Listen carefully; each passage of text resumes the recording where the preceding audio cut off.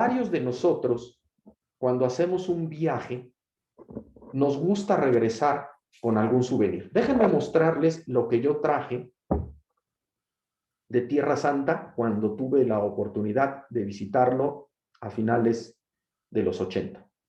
Es una jarrita que es una réplica de esos jarrones grandes, por cierto, en donde encontraron los rollos del Mar Muerto. Dentro le quitó la tapita y dentro lo que encontramos pues es precisamente otra réplica de esos rollos de piel de animales en los que estaban escritas esos fragmentos de las escrituras que, bueno, aquí no es más que una réplica, pero les da una idea de que no he sido el único visitante que regresa con algún souvenir, como les decimos, de la tierra de Palestina. Cuando Moisés envió a los 12 espías, ellos también regresaron con algunos recuerdos. Déjenme mostrarles unos de ellos con un ejemplo moderno. Eso que yo les estoy mostrando ahí es el logo del Ministerio de Turismo de Israel. Si ustedes se fijan, es un racimo de uvas del tamaño prácticamente de los dos hombres que están dibujados, y es que esto es lo que nos reporta el libro de Números, que estos espías encontraron en el valle de Escol un racimo tan grande que no lo pudieron cargar por sí mismos, sino que tuvieron que atravesar un palo y cargarlo en dos hombres, y fue la evidencia de la riqueza de la tierra que llevaron con Moisés. Ese pasaje, bueno, nos da pie entonces para que entremos qué fue lo que pasó. Por el pasaje paralelo de Deuteronomio 1, en el que Moisés recuenta los mismos hechos 40 años después, seguramente que cuando el pueblo se acercó con Moisés con la sugerencia de enviar espías, porque ya estaban a la puerta de la tierra prometida, Moisés lo consultó entonces con Dios y Dios le dio la autorización y les dio las instrucciones de qué efecto mandara al pueblo. Pero vean ustedes de manera muy precisa cómo es que Dios da esa instrucción. Dice, envía a tu hombres que reconozcan la tierra de Canaán. Es decir, sí envíalos, pero vean ustedes qué cosa no era la misión. Dice el versículo 2 todavía, la cual yo doy a los hijos de Israel. Había que ir a reconocer la tierra, pero no a evaluar si entraban o no. Dios ya de antemano había dicho, esta tierra de Canaán yo la doy a los hijos de Israel y estén presentes. Desde el punto de vista de Dios eso ya estaba hecho. Ya era una decisión tomada de él y no había más que entrar y reconocer, lo cual era útil. Y eso hay que mantenerlo en mente cuando vemos el resto del pasaje. Entonces, lo que hizo Moisés fue que reunió a este grupo de 12 espías, un representante de cada una de las tribus, y eso las tenemos ahí escritos de los versículos 2 al 16. Quisiera que notaran nada más, en el versículo 6 se nos menciona a Caleb como parte de la tribu de Judá, y en el versículo 8 de la tribu de Efraín se menciona a Oseas, hijo de Nun. Regresaremos a este último en unos minutos. Ahora, ¿por qué dedicarle tantos versículos a los nombres, sobre todo de los 10 espías que fueron reprobados después por Dios? Y déjenme contarles algo. Hace algunos años fui invitado a predicar a una iglesia y mucho tiempo después, uno de los asistentes se comunicó conmigo por teléfono y me dice, hermano, yo le escuché decir en ese mensaje que una madre o un padre sobreprotector causan graves daños al desarrollo de sus hijos. Y yo tuve una madre sobreprotectora y ahora por eso yo tengo este y este problema. Problemas graves. Y no, hermano. En efecto, la madre sobreprotectora, de acuerdo con lo que me dijo ese hermano, no lo voy a cuestionar, pero yo no la conocí, tiene su propia responsabilidad delante de Dios por lo que hizo, por la educación o no que le dio a este hijo. Pero esos problemas de esta persona que se comunicó conmigo son su responsabilidad. Él responde delante de Dios de lo que hace, incluso con ese conocimiento que adquirió en ese mensaje y sobre lo que está haciendo en su vida. Y me parece que por eso es que en las escrituras aparecen estos nombres, porque tienen una responsabilidad igual que la tenemos usted y yo. A partir de este momento, nosotros ya no podemos decir, es que eso es de aquel, eso es de aquel, no. Probablemente la tengan delante de Dios, pero de mi conducta soy responsable yo. Eso es lo que nos está indicando aquí esta lista. Les había yo comentado que era importante que regresáramos al tema de Oseas, hijo de Nun, porque nos dice en el versículo Dios, en el versículo 16, que Moisés a este hombre le cambió el nombre y le cambió y le puso por nombre Josué. Y es bien revelador, hermanos. Oseas significa ayuda. En cambio, Josué significa Jehová es ayuda. Josué, en efecto, había sido el ayudante de Moisés durante ya varios años. Desde que fue muy joven, Josué empezó como el ayudante de Moisés. Digamos que era el que le cargaba el portafolios a todos lados, porque empezó con tareas muy sencillas. Pero ya para en este momento, Moisés le cambia el nombre. A Jehová es ayuda. Oiga, ¿y de cuántos de nosotros se podría decir que somos una ayuda enviada por Dios para alguna persona? Interesante cómo Moisés le cambia el nombre a Oseas para describirlo como ayuda de parte de Dios. ¿Qué instrucciones tenía ya muy específico para esta misión? Porque era una misión militar. Eso lo tenemos ahí descrito en los versículos 17 al 20. Tenían que observar a los habitantes. ¿Eran pocos o eran muchos? ¿Eran fuertes o eran débiles? Bueno, ¿y la tierra es buena o es mala? Hay agua, no hay agua, son desiertos, hay bosques, hay montañas, hay lugares calurosos, hay cumbres nevadas. ¿Qué es lo que hay en la tierra? Las ciudades, ¿son simples campamentos de pastores o son plazas fortificadas? ¿El terreno es fértil o es estéril? Es decir, ¿encontraremos alimento o no? ¿Habrá árboles o no? Toda esta es información crucial para una invasión. Recordemos que ya la tierra había sido dada, pero eso no significa que el pueblo no tuviera que conquistarla, con la ayuda de Dios, por supuesto. Y en muchas ocasiones, ejércitos poderosos han fracasado por no considerar precisamente la orografía, los habitantes, las características del país que quieren invadir. Pongamos simplemente, por ejemplo, las campañas, tanto la de Napoleón como como la alemana en la Segunda Guerra Mundial, para invadir Rusia. Las dos acabaron en desastre y precisamente y en buena medida porque no tuvieron en cuenta que les iba a tocar el invierno. ¿Cuándo fue este pasaje? Aquí no fue en invierno. Aquí las escrituras nos dicen con precisión que fue en el tiempo de las primeras uvas, es decir, a finales de julio. Haría muchísimo calor en Tierra Santa, pero también la agricultura sería claramente observable, porque iba a estar precisamente en su apogeo. Los espías partieron del desierto de Parán. Déjenme mostrarles de nuevo en un mapa qué fue lo que ellos hicieron. Déjenme mostrarles aquí el mapa que tenemos preparado.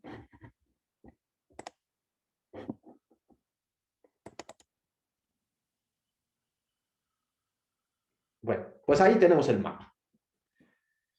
Comenzaron desde el sur, en el desierto de Parán, ahí hasta donde termina la parte verde.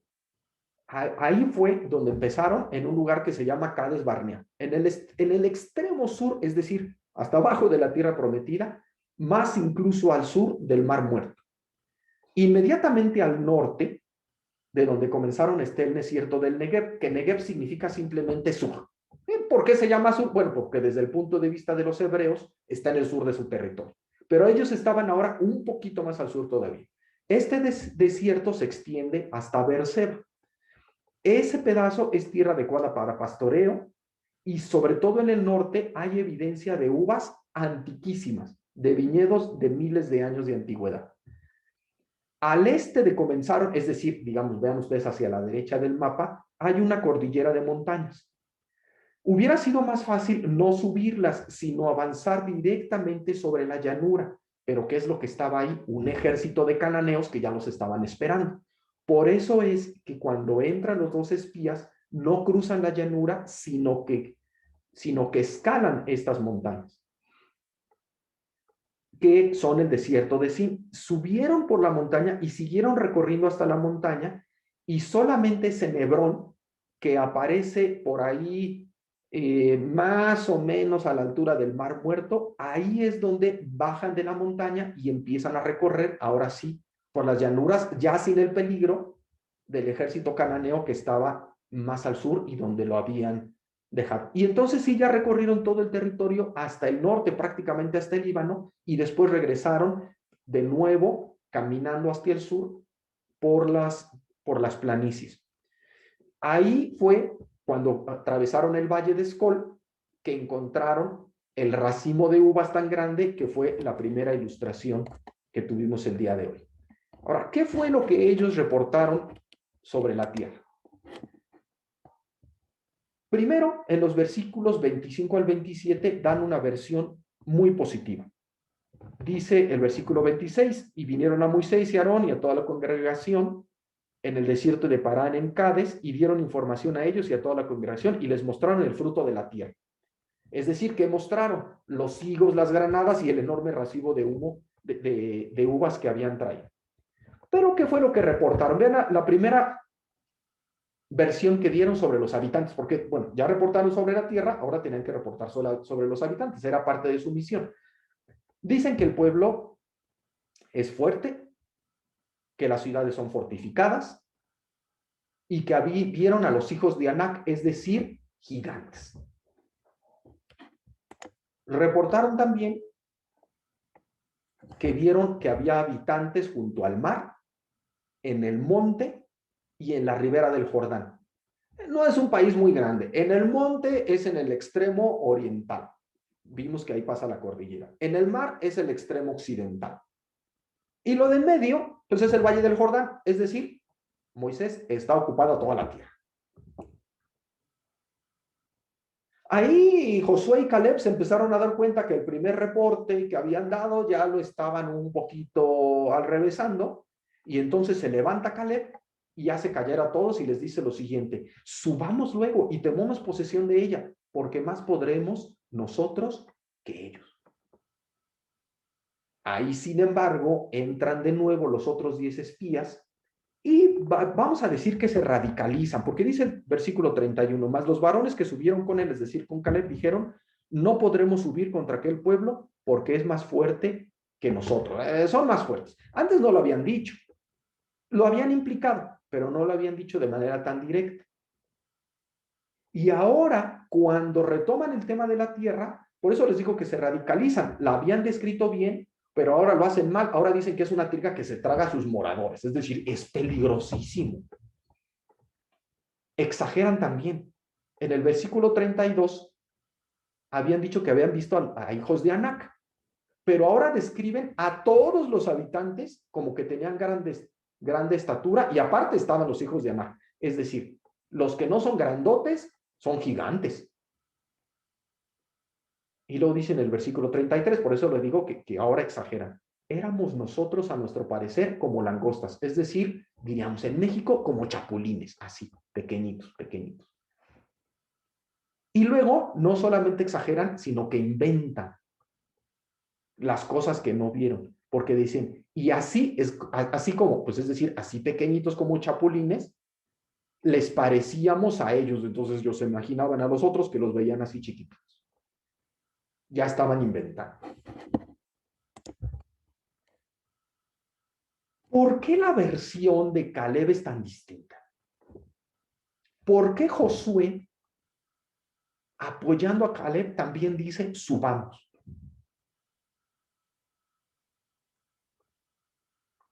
La explicación la encontramos en Deuteronomio 1, el pasaje paralelo que les comenté, que después Moisés vuelve a describir a los hebreos. Moisés ahí dice lo siguiente: no temáis ni tengáis miedo de ello. Jehová vuestro Dios, el cual va delante de vosotros, él peleará por vosotros. Eso es lo que los 10 espías no estaban viendo. No habían creído lo que ya Dios había prometido, que la tierra ya se las había dado, y que por lo tanto no es solamente que Dios fuera con ellos, sino que iba adelante, es decir, iba peleando por anticipado con ellos. ¿Por qué no lo veían los otros? Hebreos 11 nos lo dice. Es pues la fe, la certeza de lo que se espera, la convicción de lo que no se ve. No lo veían porque no le creían a Dios su promesa. Por eso se espantaron, por eso exageraron y por eso incluso inventaron y mintieron. Lo que sí tenían en cambio Josué y Caleb era fe, una certeza de que Dios iba delante de él como si ya lo estuvieran viendo. Nuestro Señor Jesús también habló de la necesidad de este tipo de fe. En Mateo 17, Él dice, si tuvierais fe como en un grano de mostaza, ¿cómo es el grano de mostaza? Chiquitito. Diréis a este monte, pásate aquí, de aquí allá, y se pasará, y nada os será imposible. Pero también debo decirles, hermanos, que la fe que Dios nos pide no es una fe ciega, ¿eh? No es que Josué y Caleb estuvieran inventando lo que no se podía ver. Les voy a decir por qué. Moisés, en el pasaje de Deuteronomio 1, continúa y dice lo siguiente: conforme a todas las cosas que hizo por vosotros en Egipto delante de vuestros ojos. Es decir, les recuerda a Moisés, ¿se acuerdan de las 10 plagas? Acuérdense cómo mató a los primogénitos, pero salvó a todos los hebreos. Bueno, de esa misma manera Dios cumplirá sus promesas. Y les dice todavía, y en el desierto has visto que Jehová tu Dios te ha traído, como trae el hombre a su hijo. ¿Cómo lleva un hombre a un hijo pequeño cuando empieza a caminar? De la mano, que no se caiga, ayudándole a evitar los obstáculos. Le dice, por todo el camino que habéis andado hasta llegar a este lugar, ¿no te acuerdas que cómo Dios te ha traído? Oye, todavía sigue ahí la columna de fuego en la noche, ¿y tú no crees que Dios puede derrotar a ese pueblo? Y le dice Moisés al pueblo, y aún con esto no creísteis a Jehová vuestro Dios, quien iba delante de vosotros por el camino, para reconoceros el lugar donde habíais de acampar, con fuego de noche para mostraros el camino por donde anduvieseis, y con nube de día. Ante las evidencias, aún así el pueblo se resistió a creer. Eso es importantísimo, hermano. No es que no tuvieran evidencias, es que ellos se rehusaron a creer. ¿Y qué es lo que nos dice la Escritura? Que nosotros también debemos ver al pasado y veamos lo que Dios ha hecho por nosotros. Cómo nos ha rescatado, cómo nos redimió del pecado, cómo nos llamó de estar alejados de Dios a ser ahora miembros de su familia.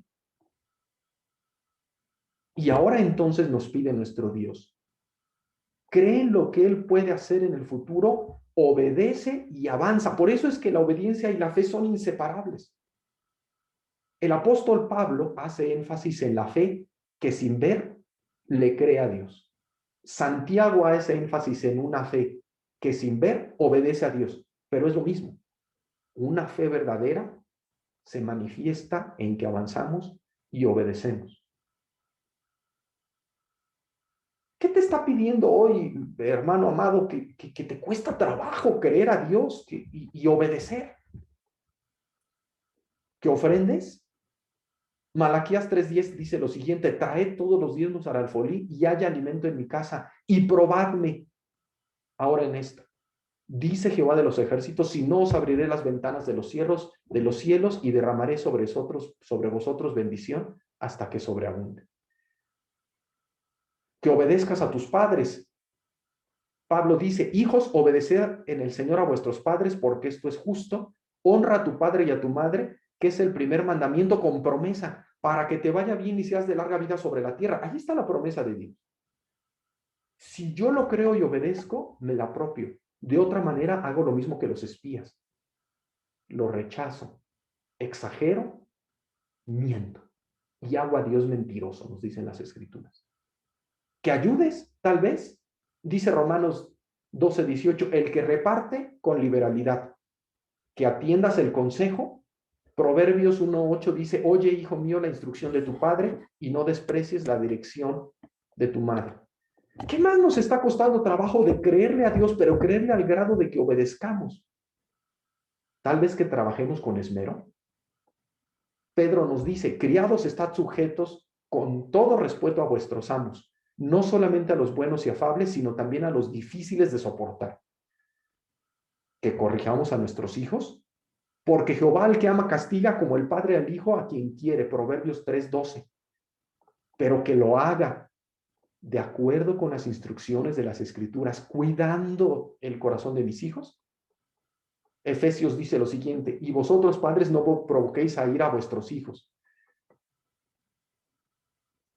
Tal vez lo que me está costando mucho trabajo es confiar en Dios en estos momentos difíciles.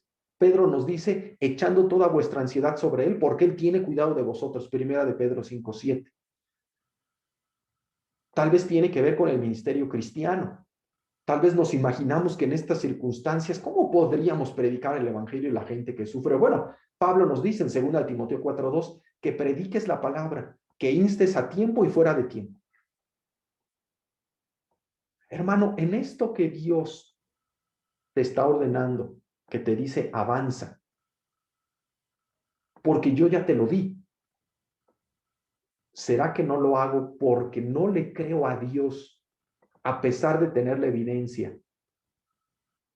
Y que más bien debo creerle al grado de que doy el paso y obedezco su palabra. Oro a Dios que a lo largo de esta semana puedas meditar en la verdadera fe que mostraron Josué y Caleb para que tú también puedas obedecer a nuestro Dios. Que Dios te bendiga.